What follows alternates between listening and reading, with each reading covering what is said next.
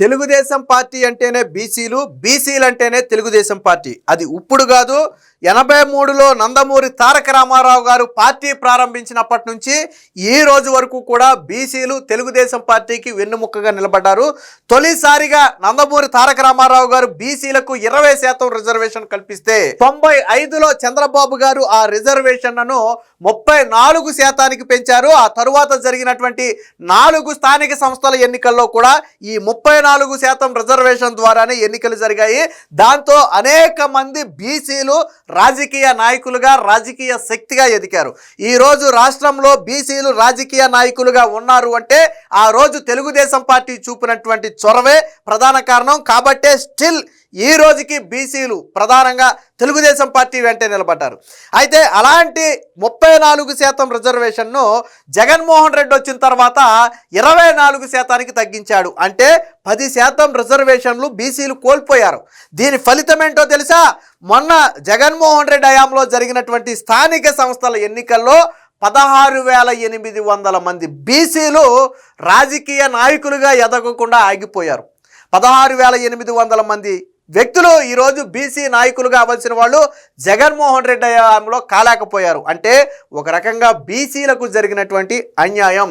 అదే సమయంలో చంద్రబాబు గారు కూటమి ప్రభుత్వం ఒక హామీ ఇచ్చింది ఎన్నికలకు ముందే, 34% రిజర్వేషన్కు కట్టుబడి ఉన్నాం, బీసీలకు 34% రిజర్వేషన్తోనే ఆ స్థానిక సంస్థల ఎన్నికలు నిర్వహిస్తామని అప్పట్లో చెప్పారు. చెప్పిన మాటకు కట్టుబడి క్యాబినెట్లో నిర్ణయం తీసుకున్నారు. ఆ నిర్ణయాన్ని అసెంబ్లీ సాక్షిగా ప్రకటించడంతో మరొక్కసారి బీసీల చేతికి ఆ రాజ్యాధికారం వచ్చే అవకాశం దక్కింది. వాస్తవానికి 50% జనాభా, మొత్తం జనాభాలో 50% మంది బీసీలే ఉన్నారు. అలాంటి 50% మంది బీసీలకు 24% రిజర్వేషన్ అంటే చాలా తక్కువ. దాంతో చంద్రబాబు గారు మళ్ళీ 34% రిజర్వేషన్ అయితే అమలు చేస్తున్నట్టుగా ప్రకటించారు. గ్రామీణ ప్రాంతాల రిజర్వేషన్లకు 34%, అలాగే పట్టణ ప్రాంతాల స్థానిక సంస్థల ఎన్నికలకైతే 33.33% రిజర్వేషన్ అమలు చేయడంతో పాటు ఇక నుంచి మేయర్లు, చైర్మన్లు దీనికి సంబంధించినటువంటి ఎన్నిక పరోక్షంగా జరగడానికి బదులు ఇక నుంచి ప్రత్యక్షంగా జరపాలి అని చెప్పి చంద్రబాబు గారు అయితే నిర్ణయించడం జరిగింది. అలాగే 13 జిల్లా పరిషత్లను 28 జిల్లా పరిషత్లుగా మార్చబోతున్నట్టుగా కూడా చంద్రబాబు గారు అయితే చెప్పడం జరిగింది. దీంతో మొత్తంగా తెలుగుదేశం పార్టీ ఎన్నికలకు ముందు ఇచ్చినటువంటి హామీని నెరవేర్చుకున్నట్టుగా అయితే ఇచ్చింది. మొత్తంగా బీసీలకు పండుగ వాతావరణం. స్థానిక సంస్థల ఎన్నికలకు ఇప్పటికే సిద్ధంగా ఉండాలని చెప్పి ప్రధాన పార్టీలన్నీ కూడా పిలుపునిచ్చిన నేపథ్యంలో త్వరలోనే స్థానిక సంస్థలకు ఎన్నికలకు నగారా మోగుతుందని తెలిసిన నేపథ్యంలో ఇప్పుడు క్యాబినెట్లో ఈ 34 బీసీ రిజర్వేషన్కి సంబంధించి ఆమోదం పొందడంతో పాటు దాన్ని అసెంబ్లీలో కూడా ప్రకటించడం ద్వారా బీసీలకు తెలుగుదేశం పార్టీ మరొకసారి అండగా నిలబడినట్టుగా అయితే అయింది. దీనికి సంబంధించినటువంటి వార్త కూడా వచ్చింది, ఒకసారి చూద్దాం.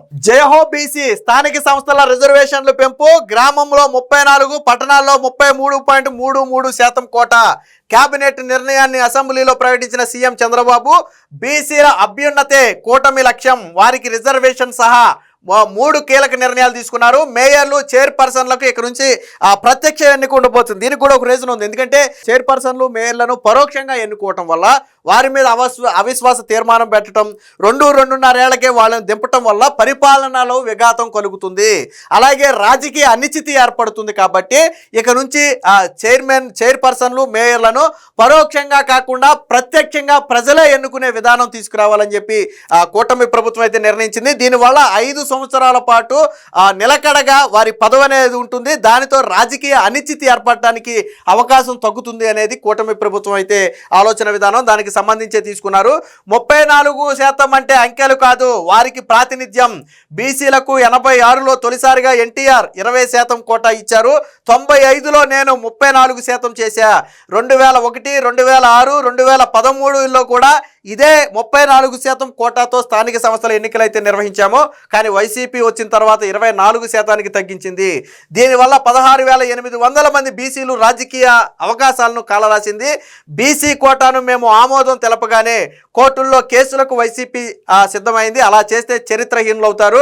హర్షాతిరేకాలతో ఎమ్మెల్యేల ఆమోదం, చంద్రబాబుకు అభినందనలు, ధన్యవాదాలు. అంటే వాస్తవానికి ఇప్పుడు 34% రిజర్వేషన్ చంద్రబాబు గారు ఆ తీర్మానాన్ని అసెంబ్లీలో ప్రకటించగానే ఇప్పుడు వైసీపీ తెర వెనక నుంచి దీని మీద కోర్టుల్లో కేసులు వేసి అడ్డుకునే ప్రయత్నం చేస్తుందని చంద్రబాబు గారు విమర్శించారు. అదే జరిగితే నిజంగా అదే జరిగితే వైసీపీ చరిత్రలోనే చరిత్రహీనులుగా మిగిలిపోతుందని చెప్పి ఒక వ్యాఖ్య కూడా చేయడం జరిగింది. ఇక చంద్రబాబు గారు 34% బీసీ రిజర్వేషన్ ప్రకటించిన నేపథ్యంలో నేతలంతా కూడా చంద్రబాబు గారికి అయితే ధన్యవాదాలు తెలుపుతూ అక్కడ దిగినటువంటి ఫోటోను అయితే మనం చూడొచ్చు. ఎన్టీఆర్ టీడీపీ పెట్టిన తర్వాత బీసీలకు రాజ్యాధికారం ఇవ్వాలని నిర్ణయం తీసుకున్నారు. అందులో భాగంగానే ఎర్రంనాయుడు, యనమల రామకృష్ణుడు, అయ్యన్న పాత్రుడు, దేవేందర్ గౌడ్ లాంటి బీసీ నేతలు ఈరోజు రాజకీయ నేతలుగా ఎదిగారని చెప్పి గతాన్ని కూడా చంద్రబాబు గారు ఒకసారి అయితే గుర్తు చేసుకున్నారు.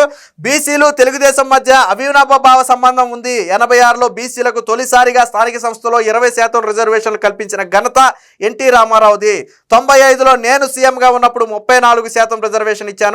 2013 వరకు జరిగినటువంటి ఎన్నికల్లో ఈ కోటానే అమలు చేశాం, కానీ జగన్ వచ్చిన తర్వాత ఈ కోట తగ్గింది అని చెప్పి చంద్రబాబు గారు అయితే విమర్శించారు. దీనికి సంబంధించిన మరొక వార్త కూడా ఒకసారి చూద్దాం. సో ఇక్కడ చూడొచ్చు, చంద్రబాబు గారు గతాన్ని కూడా ఒకసారి అయితే గుర్తు చేసుకున్నారు. 95లో ఉమ్మడి రాష్ట్రానికి తొలిసారి సీఎంగా ఉన్నప్పుడు తాను చేసిన పంచాయతీరాజ్ చట్టం ప్రకారం 34% రిజర్వేషన్ పెంపులను అమలు చేశామని, దాని ప్రకారం 95, 2001, 2006, 2013 అంటే ఈ 4 సంవత్సరాలలో జరిగినటువంటి స్థానిక సంస్థల ఎన్నికలకు ఈ 34% రిజర్వేషన్నే అమలు చేశామని, దీంతో బీసీలు పెద్ద ఎత్తున రాజకీయ నేతలుగా ఎదగడానికి అవకాశం ఏర్పడిందని చెప్పారు.